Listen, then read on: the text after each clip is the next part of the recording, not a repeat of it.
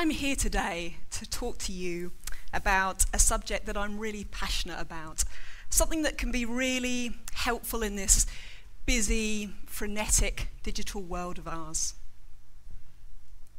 Now, distraction is becoming the norm, and if you're anything like me, you might find yourselves becoming distracted by distraction. Now, I need to let you into a secret. I'm a bit of a worrier. I have at times worried quite a lot about a lot of things. I have a very chattering mind that's busy an awful lot of the time. It's analysing, worrying, creating. However, I have learnt a way to approach this mind of mine with family, with friends, and in my work as a cognitive behavioural therapist and a mindfulness teacher. I've discovered a significant fact. I am not alone. There are many others out there with busy minds just like mine. Today, I'm going to talk about how becoming more mindful can help us work with the endless distractions and self-talk that we have in our minds and generally make our minds feel very full. So I'm going to share a story with you about snowboarding. Now, I'm from the UK and I was brought up on the east coast, a county called Suffolk. Suffolk is beautiful countryside, but it's flat. Beautiful but flat. So you can imagine my delight when I arrived in Switzerland and found myself amongst tall, beautiful, snow-topped mountains. For a British girl like me, the mountains are an absolute wonder, and I love them. So, when asked by my partner if I wanted to snowboard on them, I let out an excited and enthusiastic yes. However, my partner's Swiss-born and bred, which means he's been snowboarding for around about 30 years, compared to my 3 days of previous snowboarding experience. However, that was not going to put me off. So off we went to Rieda Alp with friends. 3 days to enjoy glorious blue skies and sunshine. So, this was the view that greeted me on the first day. Not so much to see, unfortunately, and actually a lot of snow. I was assured the mountains were there. So we spent the morning in the chalet, relaxing and unwinding, and generally having a lazy time. My mind was very relaxed and calm. However, all that changed when the group decided that we should venture up into the mountains and get a sense of the conditions up there. And my mind shifted from being relaxed and calm and entered manic, worrying kind of mode. So let me share with you the tape that played in my head when we arrived at the top of the mountain. I can't see. I can't snowboard if I can't see. How am I going to do this? I'm going to fall over and break my leg. Or worse still, I'm going to snowboard off the edge of a mountain. I'm going to have to be rescued by helicopters. Now hang on a minute, if I can't see, then helicopter pilots won't be able to see me either. I'll never be rescued. I'll be found frozen in a week attached to my board. And so on, and so on. My mind was no longer the relaxed, calm state it had been in when it was sipping a cup of tea in the chalet a few hours earlier. However, day 2 was better, and my thoughts were again reflected by the weather. A cloudy mind with sunny intervals. But most importantly, there was better visibility on the slopes and in my head. So, my thoughts for this day, I think I can do this. I'm going to be okay. Other people seem to be okay. I didn't snowboard off the edge of the mountain. I just saw a 6-year-old on a snowboard, and if a 6-year-old can do it, then so can I. So a calm, more relaxed mind state was beginning to appear. Day 3 was beautiful, clear and glorious sunshine, and that reflected in my mind as well. My thoughts were calmer, I was focused and present. However, all of that changed when my partner uttered one phrase: "Let's go off-piste." Off-piste? I can't go off-piste. I'm a beginner. I don't know what I'm doing. I'm going to get stuck in snow and I'll never be able to get out. I'll snowboard into a tree. I'll set off an avalanche. And so on, and so on. The snowstorm mind was back. Now, I want to share something with you, and that's that the mind is predisposed to focus on the negative. This comes from our evolutionary roots. Our ancestors wouldn't have got very far if they'd lain around on the rocks, sunning themselves. Instead, they had to look out for danger and be on the alert for potential saber-toothed tigers. So we've inherited this threat focus today.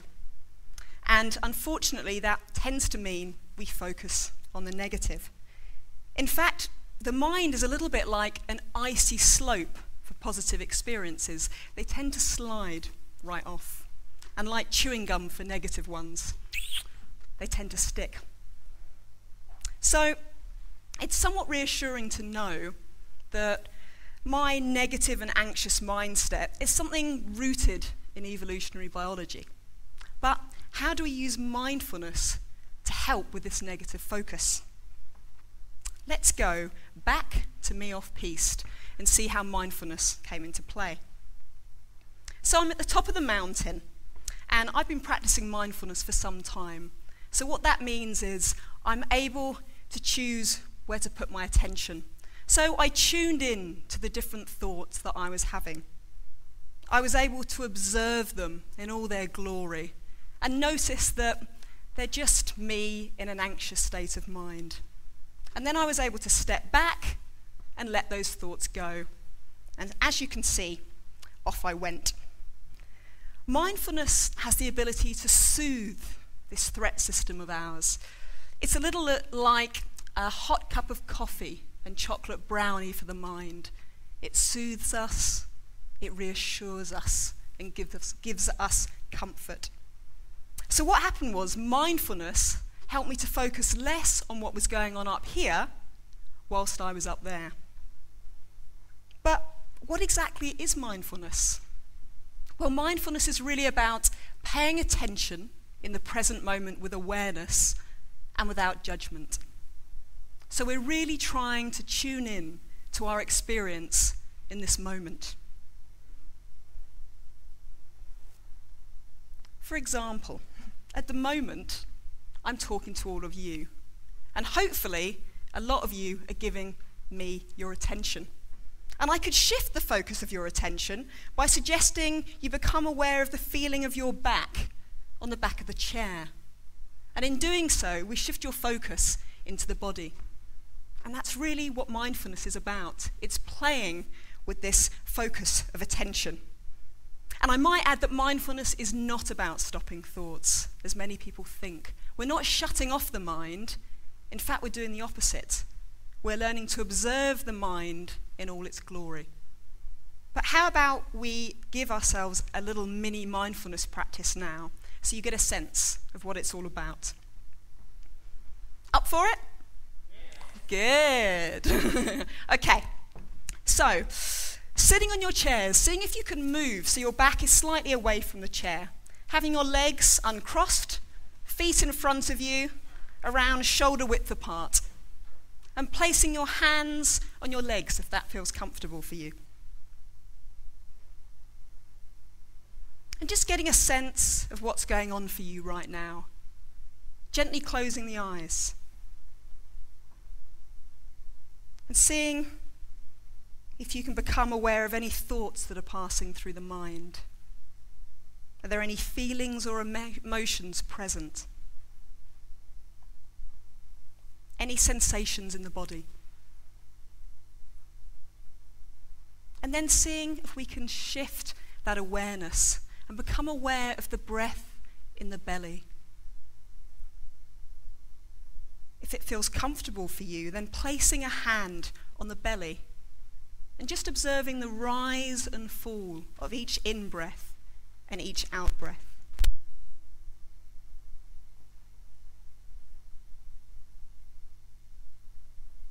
And perhaps the mind wanders off, as minds have a tendency of doing. And if so, then just gently bringing the mind back, the focus back to the breath in the belly. using the breath to anchor you here in this present moment. And now shifting your attention again, becoming aware of the whole of your body as you sit here.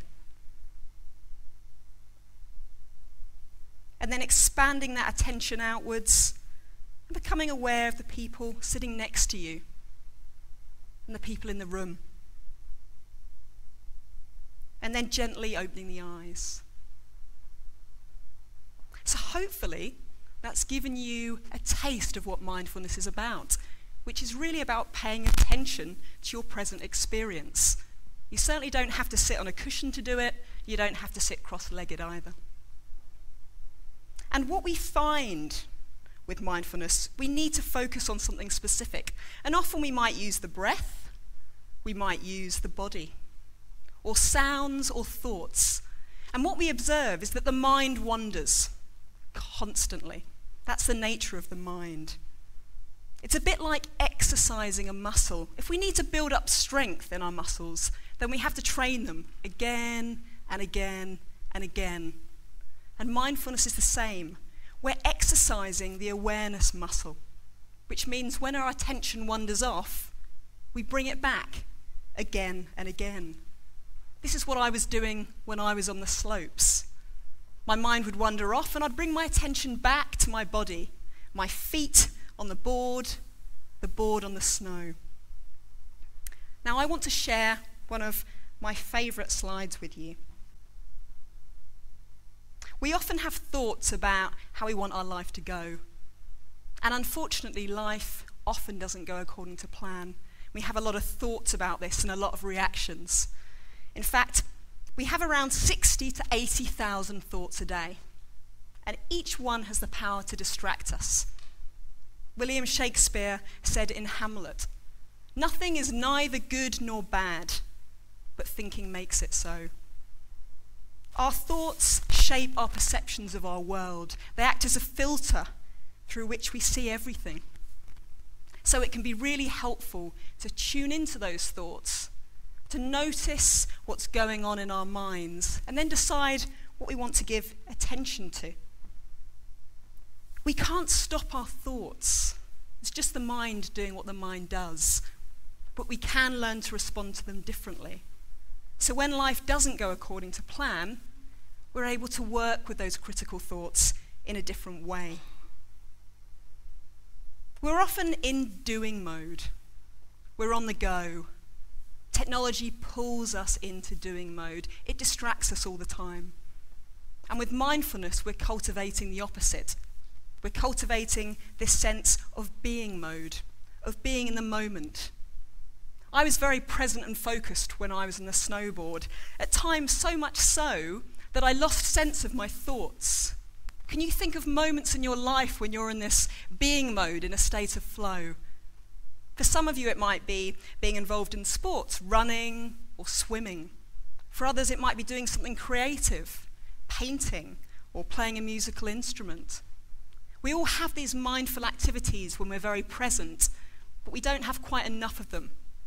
So I really encourage you to see if you can go into this being mode a little more. Now there are many benefits to mindfulness. It's great at improving our focus and our attention and clarity. It boosts the immune system. It improves memory. It reduces aging. There are many, many benefits and a lot of clinical studies to show how wonderful mindfulness is, but I don't have enough time to go into that now. What I do want to leave you with is this image. Our minds and our thoughts are very much like a snow globe. At times everything feels really shaken up and frenetic up there. But what we find is that when we practice mindfulness, and we start learning to observe the mind, it actually starts to settle, just like the snow. There's a wonderful phrase that says, "The past is history, the future a mystery, and the present is a gift. That's why we call it the present." So often in my work, I see people trapped trying to understand the past, or worried and anxious and trying to control an uncertain future. And when I can, I get them to practice mindfulness. I bring them back to this moment, right here, right now. There's a lot of strength in realizing that our thinking minds do not have to be our masters.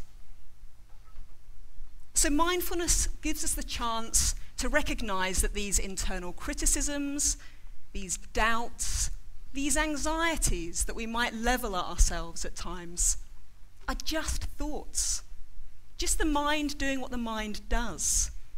And we can choose what we want to pay attention to. So if you find yourself struggling at times with overload, if you find yourself getting a bit caught up with negative or critical self-talk, then see if you can take some time in your life to stop, pause, breathe, and observe that in stepping back, we realize that we're not just our thoughts. There's a lot of strength in realizing that we are not just the thinking minds. So, I encourage you to reach high as a mountain if you want to, for what you want to achieve. Thank you.